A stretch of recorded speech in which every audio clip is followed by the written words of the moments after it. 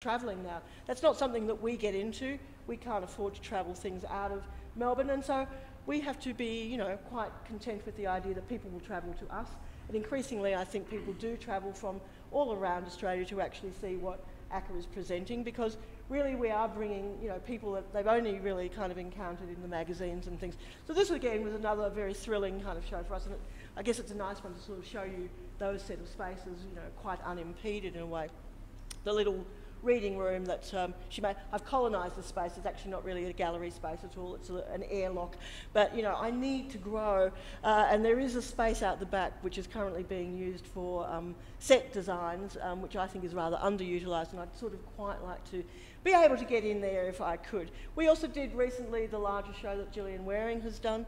Again, you know, Gillian was extremely pleased to see all of those things brought together, and that's, you know, one of the gifts I hope that we're giving to artists too, that we're able to assemble these things, which gives them an overview of their own practice.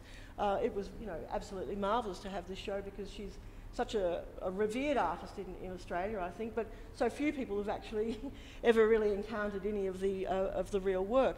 She made those two new pieces for me down the end there, the grandparents, which complete the family set, and it's just nice to think that artists will also, you know, see Melbourne as an opportunity rather than something that they feel obliged to do or whatever. Increasingly, artists want to actually make work for Melbourne, and I think it's, you know, it's interesting that our city inspires people to actually do that, and that it's becoming a part of, you know, the list of things that they really admire in their own career trajectory.